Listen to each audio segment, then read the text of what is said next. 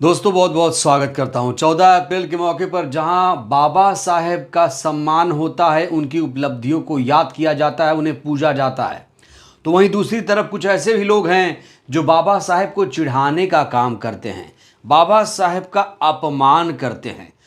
बड़ा सवाल यही है कि जिस संविधान से हमारा देश चलता है, उसी संविधान के निर्माता से आखिर इन लोगों को इतनी दिक्कत क्यों है?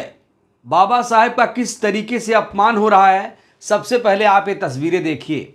इन तस्वीरों को ज़रा गौर से देखिए। ये तस्वीर उत्तर प्रदेश की राजधानी लखनऊ से है। यहाँ आप देख सकते हैं, ग्रामीण चाहते हैं कि बाबा साहेब की मूर्ति को स्थापित कर दिया जाए, लेकिन पुलिस चाहती है कि यहाँ मूर्ति ना लगे। पुलिस कह रही ये ज़मीन सरकारी है, इसलिए बाबा साहेब की मूर्ति नहीं लग सकती। वाह, क्या दलील है पुलिस की। जो देश बाबा साहेब का हो, उसी बाबा साहेब की मूर्ति अब सरकारी जमीन पर नहीं लग सकती। ये हास्यास्पद नहीं तो और क्या है। इतना ही नहीं दोस्तों, उत्तर प्रदेश की कई जगहों पर इस समय ऐसे ऐसे कृत्य किए जा रहे हैं जो बेहद शर्मनाक हैं।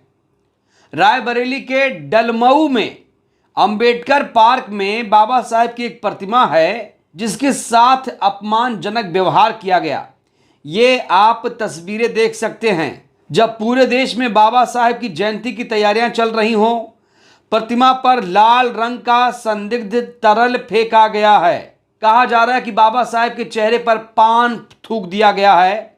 ये सिर्फ एक मूर्ति पर हमला नहीं है, ये उस विचारधारा पर हमला है जिसने हमें संविधान, समानता, शिक्षा और अधिकारों की लड़ाई दी। ये तस्वीर देखकर दोस्तों बहुत गुस्सा आता है। ये तस्वीर उत्तर प्रदेश की रायबरेली की बताई जा रही है, जहां पर बाबा साहेब के चेहरे पर पान खाकर थूक दिया गया है। ऐसी खबरें सामने आ रही हैं। लगातार बहुजन समाज को टारगेट किया जा रहा है। एक खबर ऐसी आई है जिसे सुनकर रोंगटे खड़े हो जाएंगे। उत्तर प्रदेश के प्रयागराज में दलित को जिंदा जलाने की घटना से पूरे देश में, प्रदेश में बवाल मचा हुआ है। इस खबर को देखिए, हेडलाइन देखिए आप। दबंगों ने युवक को गेहूं के पुआल में डालकर जिंदा जला डाला, सच्चाई सुन कांप उठेगी रूह। पूरा मामला क्या है मैं आपको बताता हूं। यह पूरा मामला प्रयागराज के करछना इलाके की बताई जा रही है। परिजनों के अनुसार देवी शंकर से जबरन काम कराने की कोशिश की जा रही थी और पुआल ढोने से मना किया तो गुस्से में आकर आरोपियों ने उसे पुआल में जिंदा जलाकर आग के हवाले कर दिया। इससे पूरे इलाके में तनाव के हालात पैदा हो गए हैं। आप देख रहे हैं उत्तर प्रदेश में किस तरीके से आतंक का माहौल है।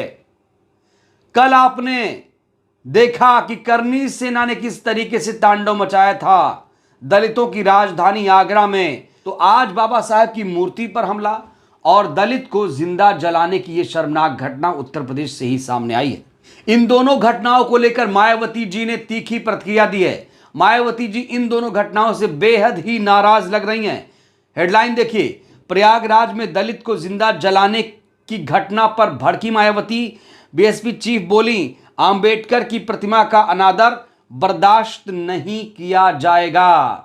इन दोनों घटनाओं को लेकर मायावती जी ने विस्तार से एक्स पर लिखा है। देखिए, यूपी के प्रयागराज के करछना में सामंती तत्वों द्वारा एक दलित की गई नृशंस हत्या की घटना अति दुखद चिंतनीय है। प्रदेश में बेलगाम हो रहे ऐसे आपराधिक, असामाजिक और सामंती तत्वों के खिलाफ सरकार जरूर सख्त कार्रवाई करके कानून के राज को कायम करे।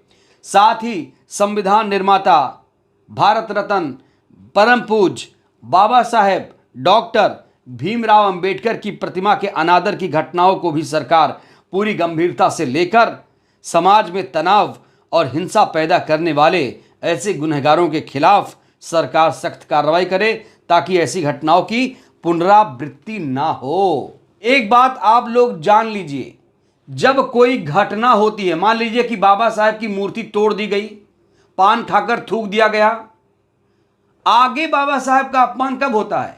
जब इन्हीं आरोपियों पर शिकंजा नहीं कसा जाता है, जब कानून ढीला पड़ जाए, तब जाकर ऐसी ही घटना की पुनरावृत्ति यानी दोबारा वही घटना घटती है। रायबरेली के डलमऊ में जो शर्मनाक घटना घटी है, अगर उसके खिलाफ पुलिस तुरंत कार्रवाई कर ले तो क्या आगे उत्तर प्रदेश में ऐसी घटना घटेगी? जवाब है नहीं घटेगी।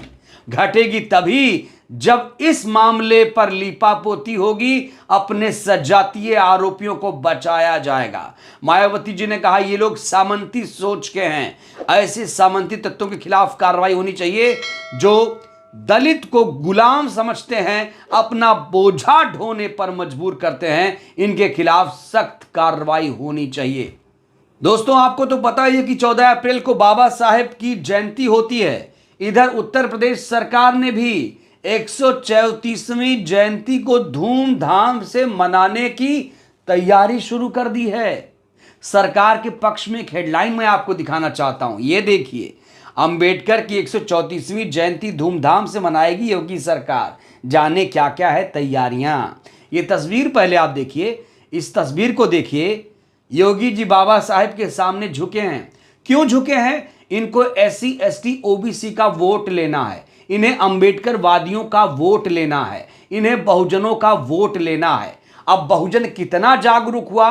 क्या इनके झुकने से बहुजन समाज पिघल जाएगा? बहुजन समाज बीजेपी को वोट करने लगेगा? और एक बात तो मान लीजिए, बीजेपी बहुजन समाज के वोटों के दम पर ही जीतती है। क्यों? क्योंकि बहुजन समाज कई पार्टियों में बटा हुआ है, उसकी अपनी एक पार्टी नहीं है, वो खंड खंड में बटा हुआ है। हर जिले में तो इनकी पार्टियां हैं, और जब ऐसी पार्टियां बनती हैं तो एक पार्टी बहुत ज्यादा मजबूत होती है, वो है भारतीय जनता पार्टी। और इसीलिए योगी जी को भी अंबेडकर जी के सामने झुकना पड़ रहा है, जिसे जो SC समाज है, जो अंबेडकरवादी हैं, इनकी पार्टी को और मजबूत करें। बड़ा सवाल यही है, बार बार ये सवाल उठा रहा हूं कि बहुजन समाज कितना एकजुट है, कितना मजबूत है, कितना जागरूक है। भाई, एक तरफ तो अंबेडकर जी की मूर्ति नहीं लगने दी जा रही है, एक तरफ उनके चेहरे पर पान खाकर थूक दिया जाता है, और दूसरी तरफ योगी जी हाथ जोड़ रहे हैं। यह कैसा मापदंड है, यह कैसा रवैया है सरकार का? बहुजन समाज की ताकत तभी बढ़ेगी जब वो एकजुट होगा।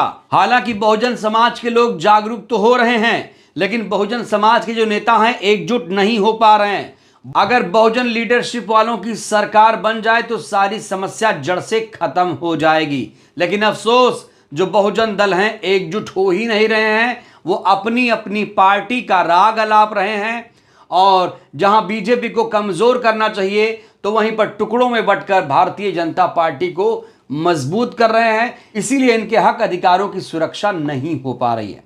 दोस्तों, एक और बड़ी खबर आपको बताऊंगा। मायावती जी ने उत्तर प्रदेश में राष्ट्रपति शासन लगाने की बात कह दी है, और सबसे पहले मायावती जी ने यह बात कही है, उसके बाद तमाम लोग मायावती जी के समर्थन में आ गए। क्योंकि आगरा में जो कुछ हुआ, जिस तरीके से उत्तर प्रदेश में अपराधी बेलगाम घूम रहे हैं, अत्याचार भ्रष्टाचार चरम पर है, उसको देखते हुए मायावती जी ने साफ तौर से कह दिया है कि जो उत्तर प्रदेश का मुख्यमंत्री है उसे बदला जाए या फिर राष्ट्रपति शासन लगा दिया जाए। यह मायावती जी का बहुत बड़ा बयान है। अब देखते हैं मायावती जी के इस मांग पर क्या संज्ञान लेती हैं द्रौपदी मुर्मू, जो राष्ट्रपति हैं, SC समाज से आती हैं। इनको भी मंदिर जाने पर पाबंदी लगा दी जाती है, इनको भी मंदिर में नहीं घुसने दिया जाता है। तो ये कैसा राम राज्य है कि एक तरफ तो कहते हैं कि एक हैं तो सेफ हैं, बटेंगे तो कटेंगे, दूसरी तरफ बाबा साहेब की मूर्ति तोड़ी जाएगी, उनके चेहरे पर पान खाकर थूका भी जाएगा। बाबा साहेब का अपमान ये देश कभी नहीं सह सकता। बाबा साहब का अपमान बहुजन समाज कभी भी बर्दाश्त नहीं कर सकता। तो जरूरी है SC ST OBC जिन्हें हिंदू बनाने पर तुली है सत्ताधारी पार्टी, उन्हें एकजुट होने की, उन्हें अपनी लीडरशिप तैयार करनी पड़ेगी, अपने नेताओं को आगे बढ़ाना पड़ेगा, तभी उनके हक अधिकारों की सुरक्षा हो पाएगी। बहरहाल इस वीडियो में इतना ही। आपको क्या लगता है, क्या उत्तर प्रदेश में राष्ट्रपति शासन लागू होना चाहिए? आप लोग भी अपनी राय दीजिए। बहुत बहुत धन्यवाद।